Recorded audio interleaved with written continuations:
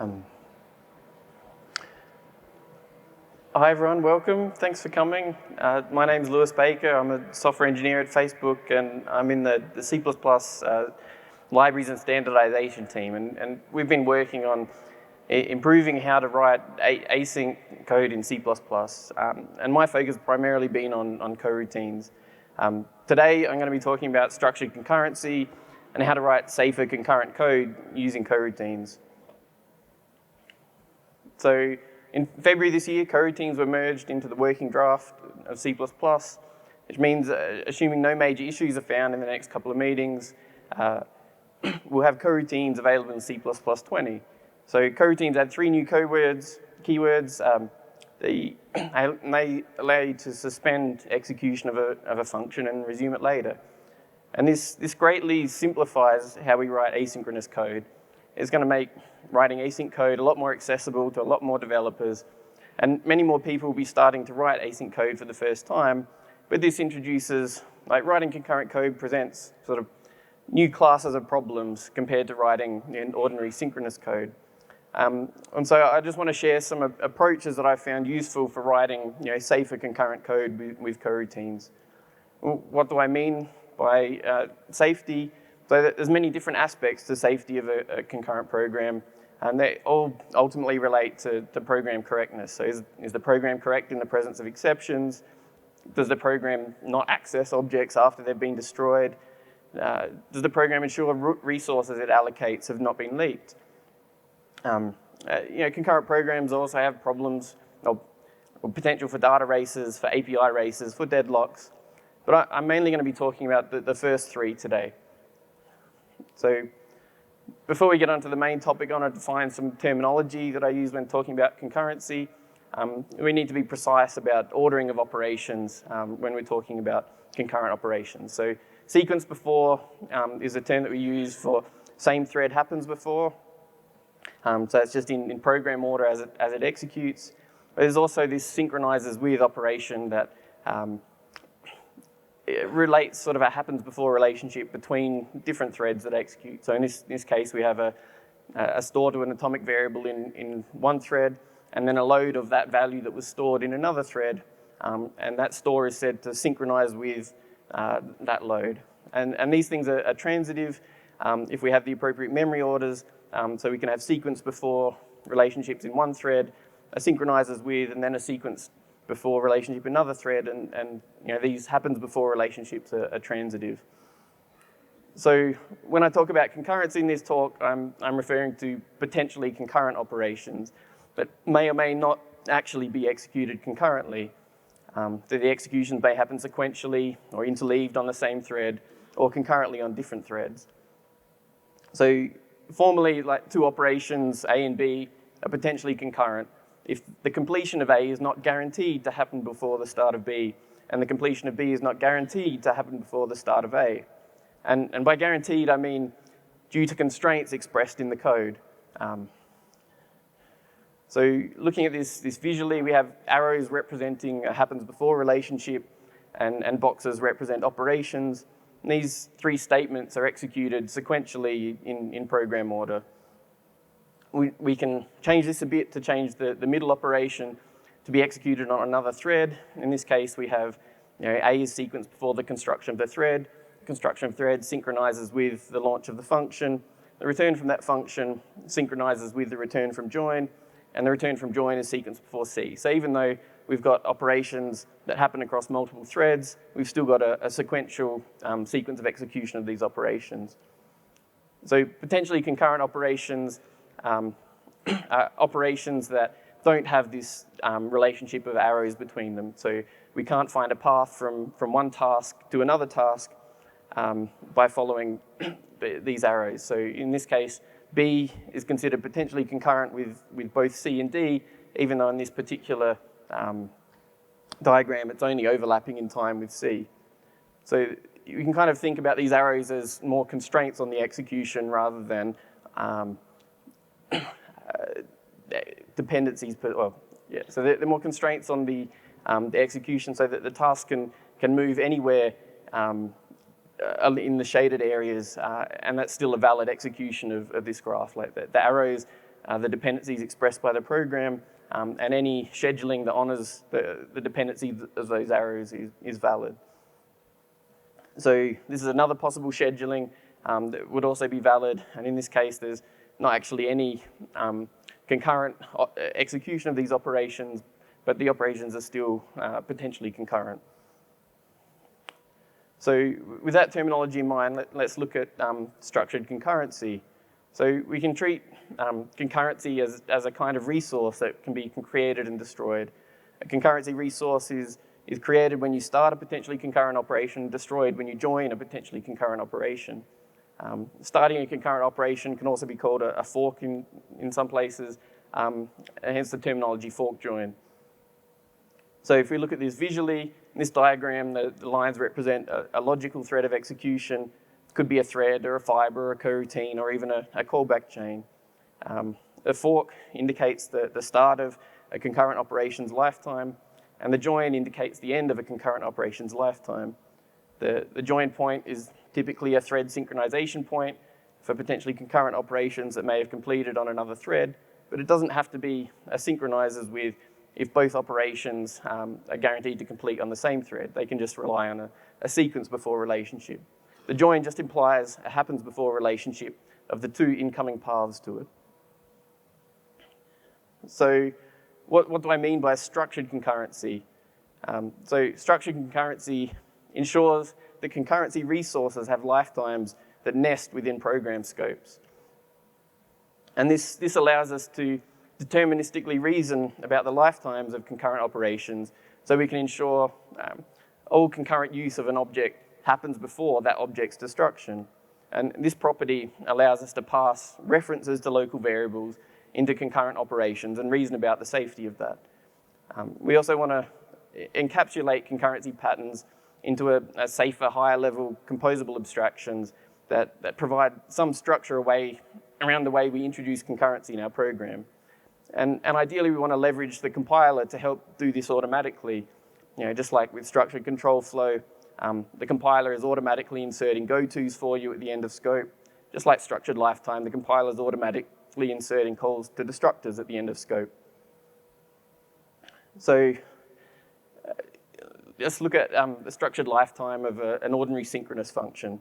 So the function f constructs an object x, and then passes a reference to that object into a function g, and then g will use that object x and will eventually return, and then f maybe do some other work afterwards and will eventually call the destructor of x.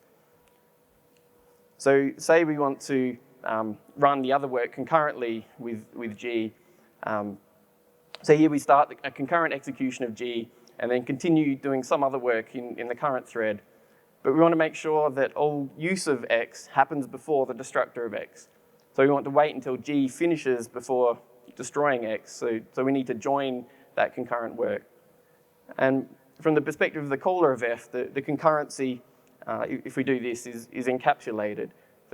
And this property is required to be able to safely pass references into child operations. And this property composes well together as well. In this example, f calls g concurrently, and then g in turn calls h1 and h2 concurrently. So as long as g ensures that it waits for concurrent operations it starts to finish before returning, then f only has to wait for g to complete before it can destroy that variable.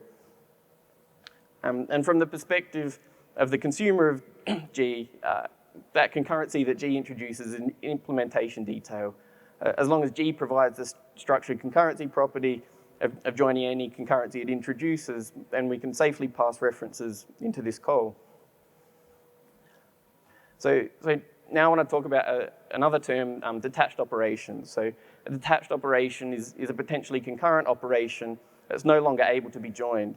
And an example of this might be a thread that is detached with std thread detached. So by definition, there's no way to sequence work so that it only happens after a detached operation completes. It's generally unsafe to pass a reference to any shared resource to a detached operation. We can't defer the destruction of the shared resource to happen after the detached operation completes. So let's look at a diagram to show what I mean. So say that G did not join H1 before completing. When G completes, its caller may go on to destroy X.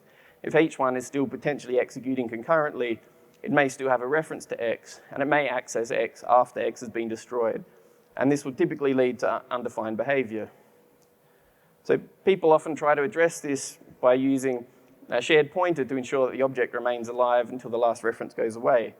And this has some performance implications. We now need to heap allocate that state. We can't place it as a local variable in the caller. And we need some additional synchronization, the atomic ref count. This also has some architectural implications. This is essentially introducing a garbage collected ownership model, and that ownership model propagates virally. For example, if T wanted to hold a reference to an argument passed to F, then we would need to use a shared pointer to reference that object, so we can defer its destruction until after T destructs. Otherwise, T could be left with a dangling reference.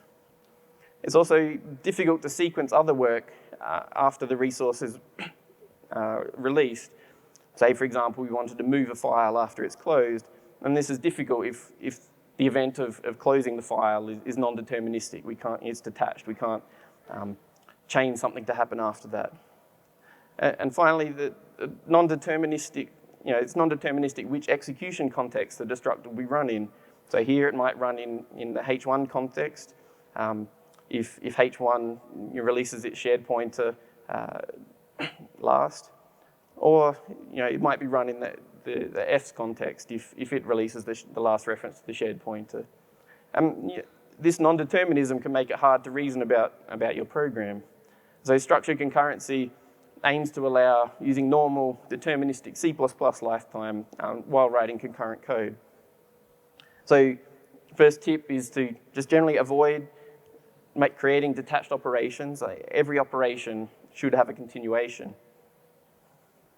So I want to take a brief detour to talk about structured lifetime and how this relates to structured concurrency. So let's look at object lifetimes within a synchronous function. So the compiler ensures constructors are called on the beginning of variable scope and destructors are called on the end of variable scope. And this is like the bread and butter of C++ object lifetime. So the compiler automatically inserts the calls to the destructors, even if in the presence of exceptions or a return or a break. But let's say F and G were doing some I/O and we don't want to block a thread waiting. So with coroutines, we can just change the return type and then use coawait. And this operation is now asynchronous, but the sequencing of the constructors and destructors is still the same.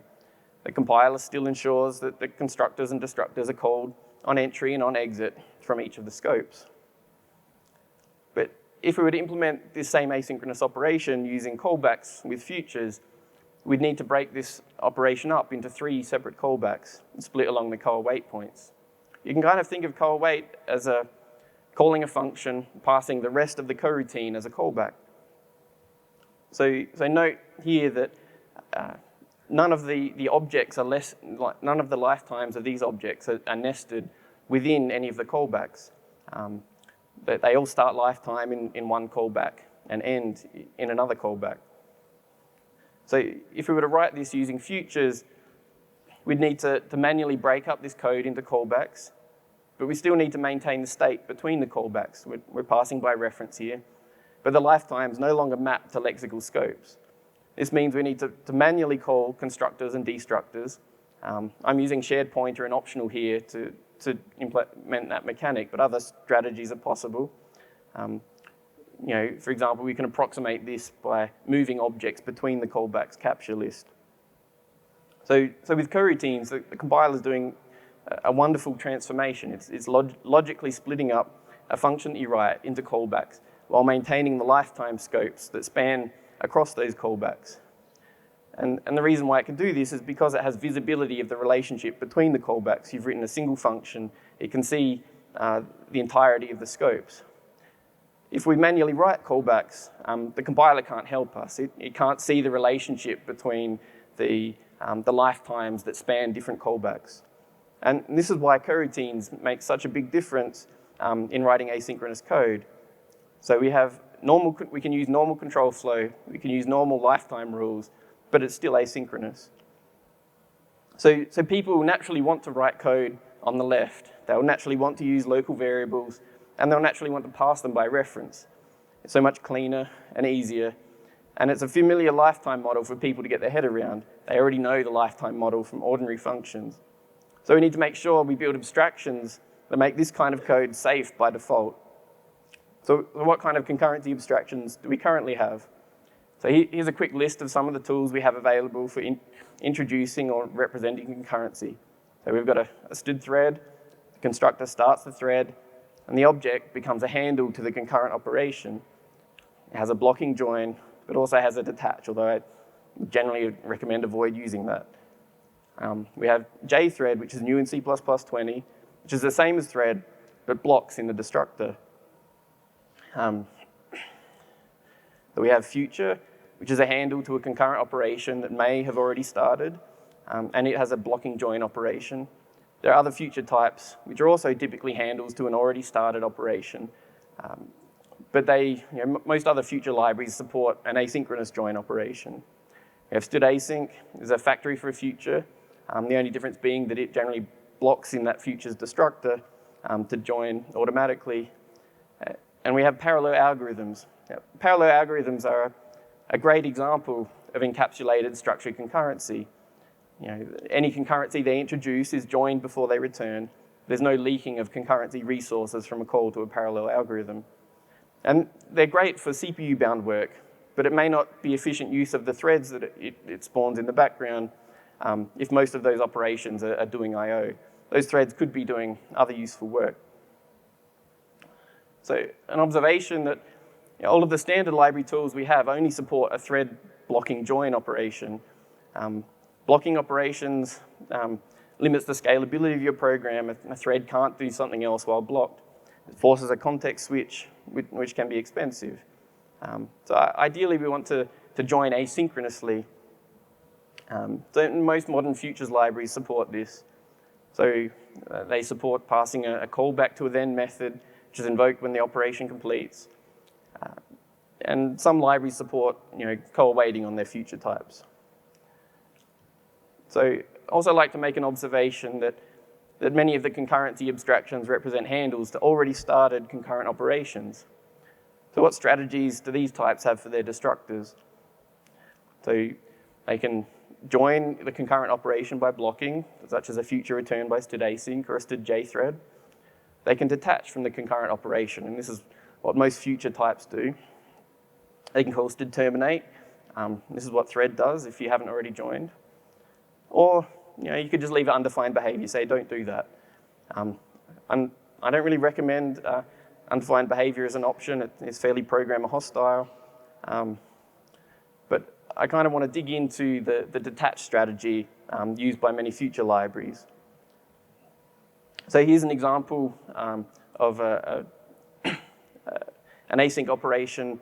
Let's say we have an async operation get friends. It takes a database by reference and starts the operation and returns a future to the eventual result. The exact future type here is not important, but let's assume it has support for coroutines. So we want to write a function, get common friends, that composes two calls to get friends and retrieves both of their friend lists and calculates the intersection of them. So we can start with a simple async function implemented as a coroutine, gets the IDs of the friends of each user, and combines the list to find the common IDs. And this approach works fine, but it's slower than it could be. We don't start the query for the second user until the first one finishes. Ideally, we'd want to run these two operations concurrently to reduce the latency. So first, let's simplify the code and factor out some of the uninteresting bits. And then next, we want to start these operations concurrently. And so the get friends call eagerly starts the operation, so we can just call them both up front and start them. Once they're both started, then we join on the first task by awaiting it, followed by joining on the second. And these two operations now execute concurrently. However, this has some subtle bugs in the presence of exceptions. If the second call throws, then the function's going to unwind, and F1's going to be destroyed. F1's a future, which is a handle to a concurrent operation, and it detaches in its destructor. So the coroutine completes with the exception and resumes its caller, but that caller may then go on to destroy the database object. And this could leave the already started getFriends operation with a dangling reference, which is probably going to lead to undefined behavior. So the same problem can occur if the first call wait throws an exception. For example, it might, the actual operation might fail if there was a network error or a database problem. So once we start a concurrent operation, there's kind of this danger zone where we need to make sure that we join all of the concurrent operations on all code paths in order to preserve the structured concurrency property. So even if we use something like when_all in this case, it's still potentially not exception safe. The call to the second getFriends could throw, even the call to when_all could throw, both before we get to the call wait. So in general, this example, it's pretty small, but there could be, in a real application, there could be an arbitrary amount of potentially throwing code between the point where you start an operation and the point where you call wait it. And you'd have to make sure that you always call wait on, regardless of how you exit that bit of code. So if we wanted to fix this, we'd need to write something like this.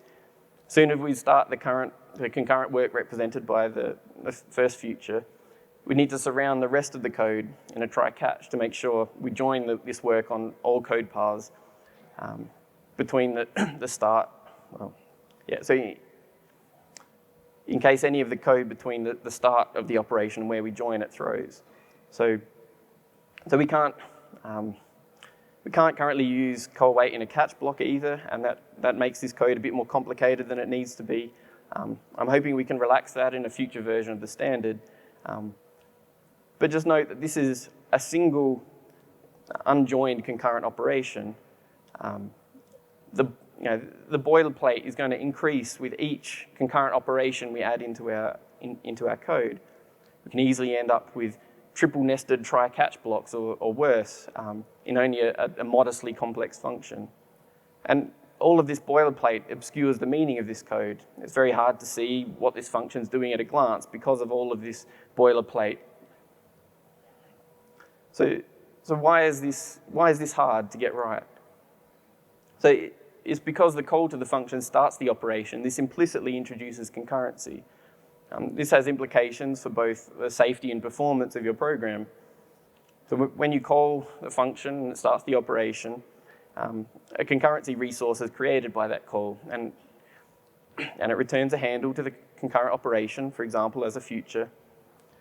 But that concurrency resource, we need to make sure it's released by joining it. But we don't want to block by joining. We need joins to be asynchronous. But destructors can't be asynchronous. They have to complete synchronously.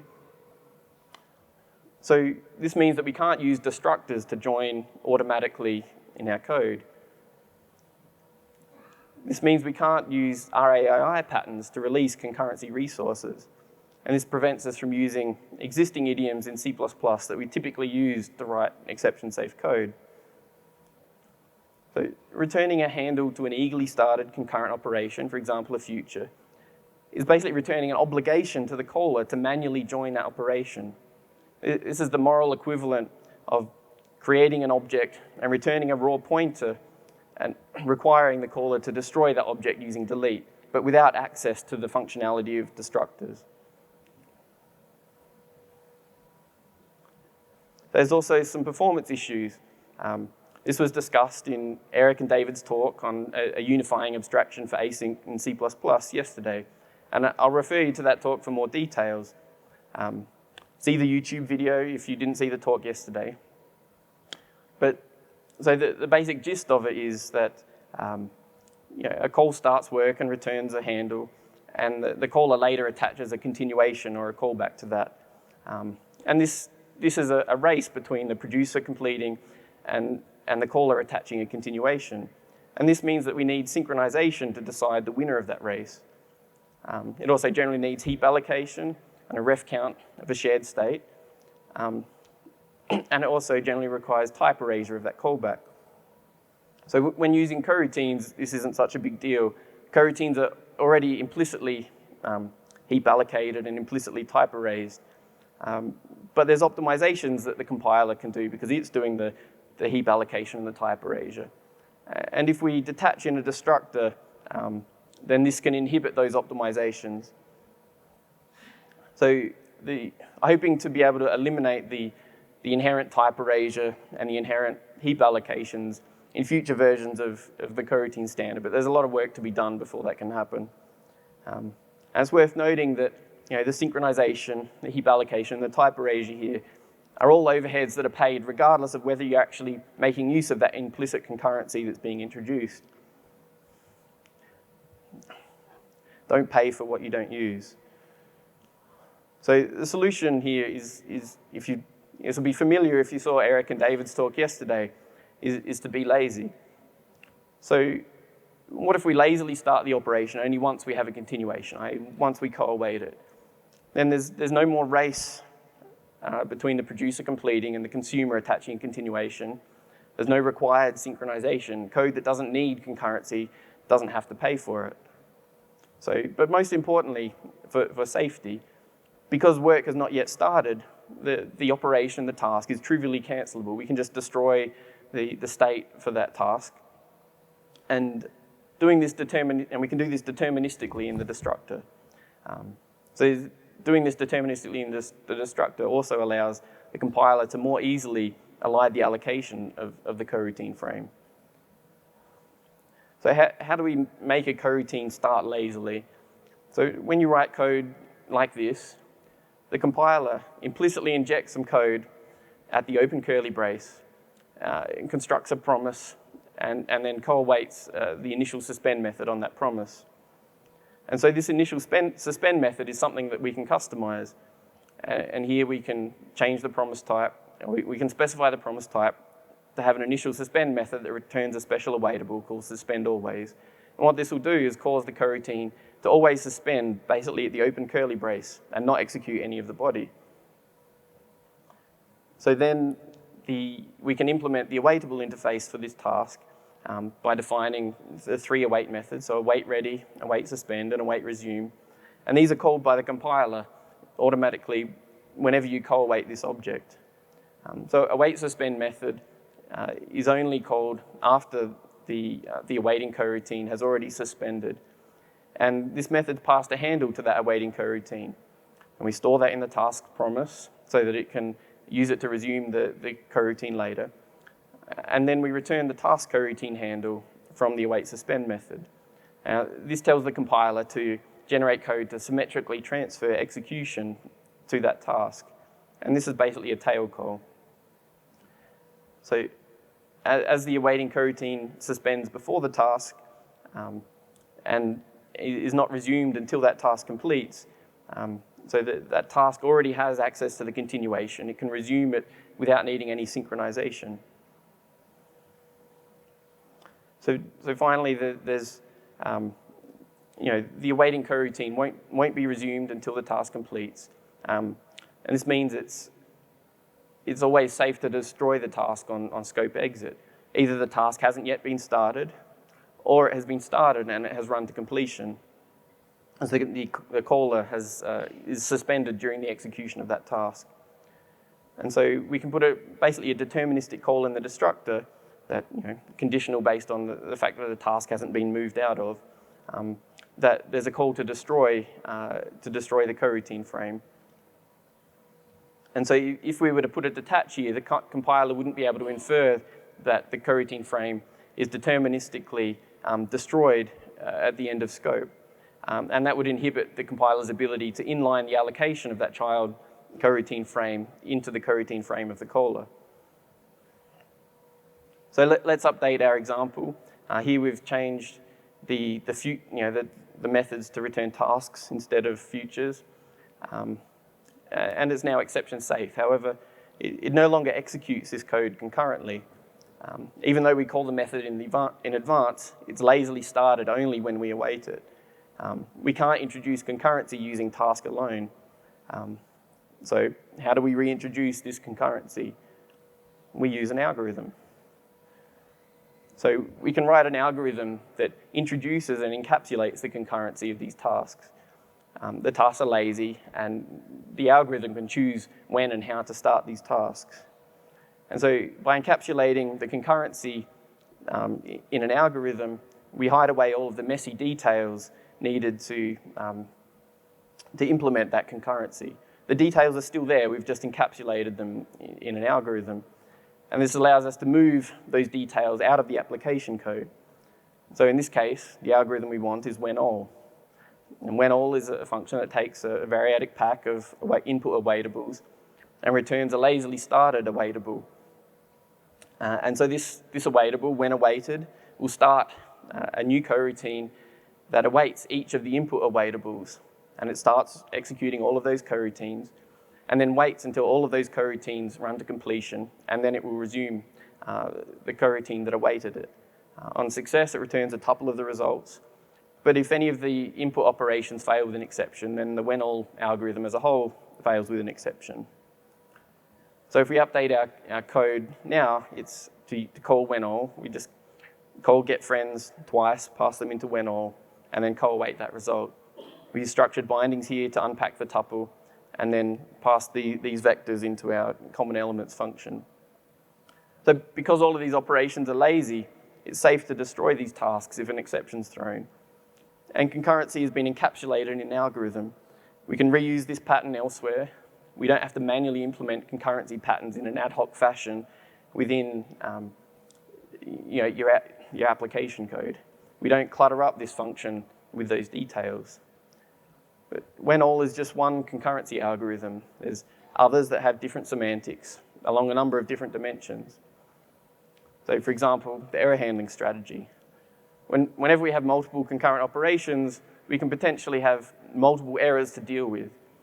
The when_all algorithm picks one error, typically the first, but the caller doesn't know which operation failed. There are other use cases where you want to know which operation failed, or maybe you want to handle partial failure of the input operations. And so we can write an algorithm, I've called it when_all_ready here, that enables this by capturing each error separately and returns a tuple of expected instead of a tuple of values. This allows the caller to later inspect the success and failure of each operation independently. It's more cumbersome to use, but it's more information rich. So we can also vary the algorithm based on the shape of the inputs. So when_all takes a variadic pack of awaitables. Sometimes you have a runtime variable length with a container of tasks. So when_all_range would be an algorithm that accepts a range of tasks and returns a lazy awaitable that produces a vector of the results. But let's have a look at an example of this. So here we have some task that processes a file async, the process file function. And we want to concurrently process a number of files. So we have process files that takes a vector of the paths. And so we can then create a vector of all of the tasks by calling process file. These are lazily started tasks. And then we pass them all into when_all_range to wait for them all. So here the task returns void, so the when_all_range would have a specialization that would complete with void.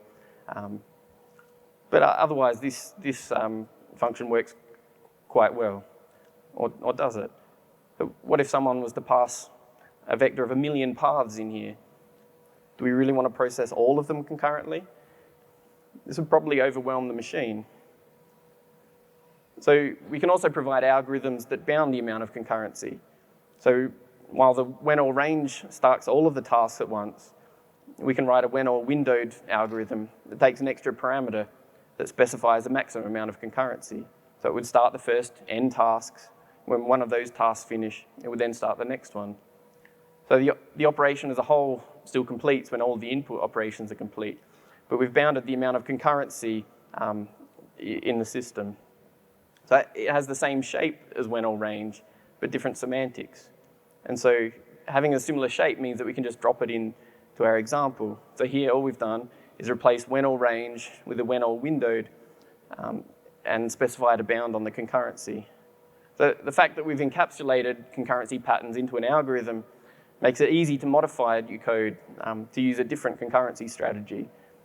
So imagine trying to implement this function, which is only 6 lines, using ad hoc concurrency on top of an eager future-based API while still preserving the structured concurrency property. But this example can still be improved. We're creating all of the tasks up front, but we're only using 10 at a time. So we can make use of the ranges library to lazily transform the input paths into tasks. And now we've just written this as a single declarative statement. It's easy to understand what it's doing, and it's efficient. So whenever we have concurrent operations, we also run into the question of cancellation. So cancellation is an intrinsic part of making structured concurrency efficient. For example, with when a child operation fails with an exception, this means it's going to discard the results of all of the other operations that it was executing. But we still have to wait for all of those other operations to complete because we want to preserve the structured concurrency property. So ideally, we'd cancel all of those other operations. There's no point in letting them run to completion if the results are discarded. So, whereas when already keeps all of the results, so we don't want to cancel the other operations when one fails. So there's another algorithm which is quite useful called take until. So take until takes two inputs, a source and a trigger, and cancels the other one when one of them fails, or when one of them completes. And it always returns the result of source. So it pretty much discards the result of trigger and returns the result of source, but when one of them completes, it cancels the other one. So this is basically starting two operations concurrently, but is specifically designed to set up a concurrent, like a cancellation relationship between these two operations. So we can use this, for example, to build something like a timeout. So let's say we want to add timeouts to our application. We can write a generic timeout algorithm in terms of take until. So we have a schedule after algorithm that would just start an async timer in the background and will complete when the duration elapses. And then we pass that in as the trigger for our take until.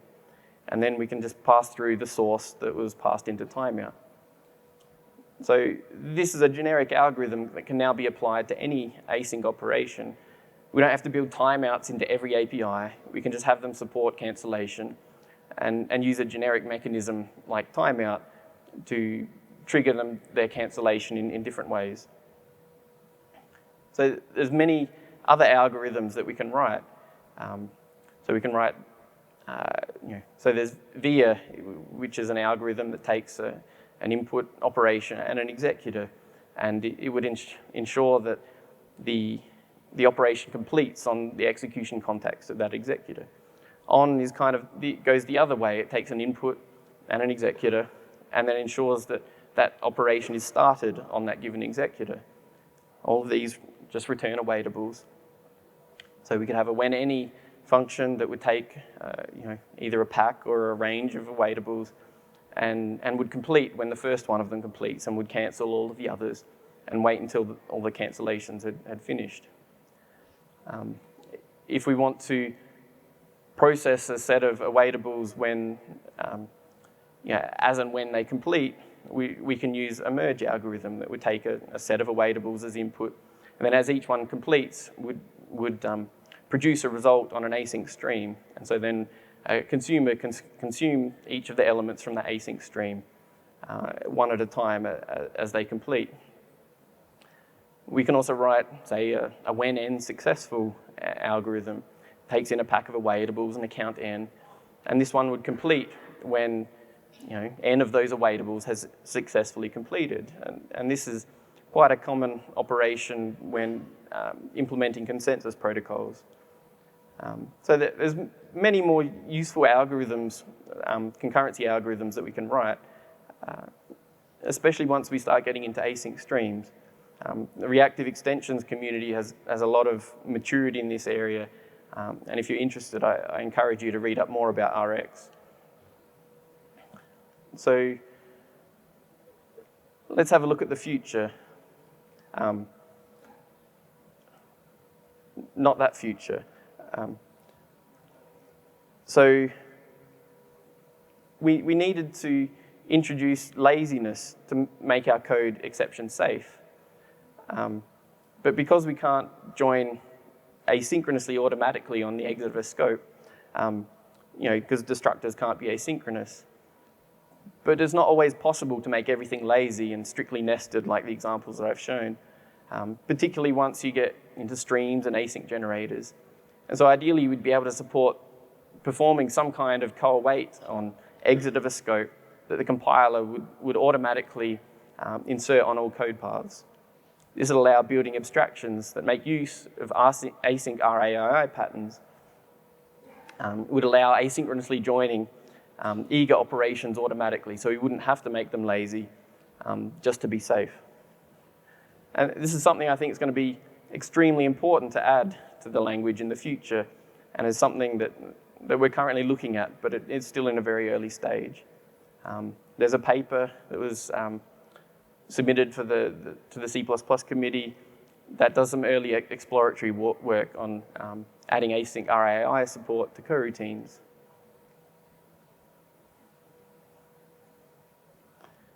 So an example from this paper that of what this could possibly look like. This is all, I guess, experimental ideas at this stage, but let's say we can declare a variable, but annotate it with the co-await keyword at the start. And this would introduce an async scope that would result in, say, an operator tilde co-await being called at scope exit, regardless of how it exits that scope. So in this instance, that particular type could customize that operator tilde co-await to, say, do an asynchronous disconnect from that connection.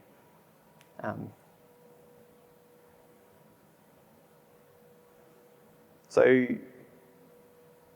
yeah, in summary, the structured concurrency is a pattern that, when used with coroutines, leverages the compiler to allow users to write asynchronous code using normal object lifetime patterns. So the takeaways I'd like you to have from this talk: use a lazy coroutine task type. Avoid synchronization unless you need it. And it makes the code safer. It's exception safe. So avoid creating detached operations. They make it really hard to reason about your program and are almost always introduce bugs. And encapsulate concurrency patterns in reusable algorithms. This greatly simplifies your code, which can now explicitly express the intent. You can write them once, you can get them right, and you can reuse them everywhere. So I've still got some extra time, but thank you.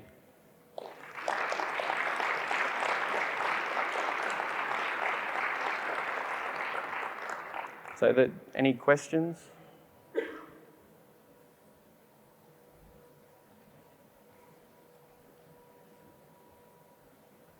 Hi, thank you for the talk. Are there already available lazy task features, maybe in Folly or something like that? Yeah, so there's two main libraries that I've been working on. There's the open source library that I've developed called CPP Coro. It's available on GitHub.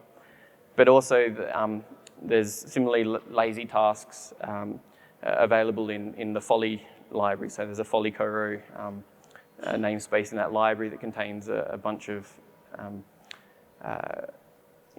coroutine abstractions. And the Folly library is probably a bit more advanced. It has support for cancellation being propagated through call trees. CPP Coro is a bit of an earlier design in that respect. Thank you. Hi, could you go into more detail about the timer-based cancellation? I understood you as if that would be somehow magically possible that not every task is checking whether it's supposed to cancel. Yeah, so generally every task would be provided access to, say, something like a stop token that would communicate a request to stop.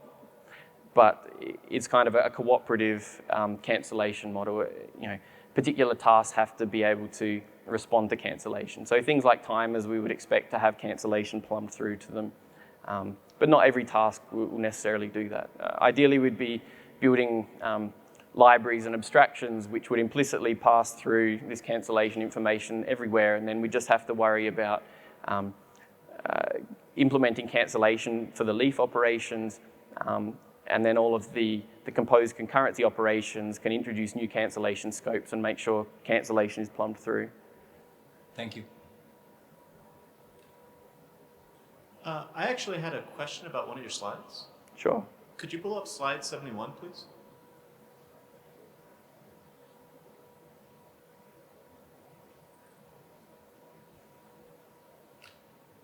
So, I fear I've misunderstood something. Is there an assumption that the calling context is also a coroutine? It appears that you would otherwise have a dangling reference to that vector, wouldn't you? Or have I misunderstood? Yeah, so the assumption here and the assumption in general with structured concurrency is that when I pass something by reference, that the caller is going to ensure that the object that it passed by reference remains alive until that operation completes. Thank you. Hi, thank you for the talk. My question would be, this seems a good technique for worker threads, like computation threads. What about, can this be used for UI threads? Yes, I believe so. So you can treat a UI thread as a kind of executor. It's just typically a single-threaded executor. So we can schedule work onto a UI thread, and it can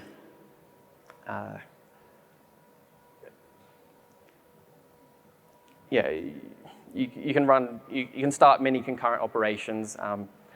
Say for example, you could have an operation which is wait until a user clicks a button, and then that operation would complete when the user next clicks a button. So it could be, you could tie that to a cancel button, for example, and pass that operation into take until, and then run some operation such that when the user clicks the cancel button, it's going to go through and cancel some other operation that you've started. I think there's a lot more interaction on the UI that this doesn't take into account. Okay, thank you. There's a lot of UI sort of research or interaction with UI research has been done in the reactive extensions community, and this work can kind of extend to incorporate some of that in the future. But yes, these examples here and this model of dealing with single tasks rather than streams of tasks doesn't always map well to user interfaces. Okay, thank you.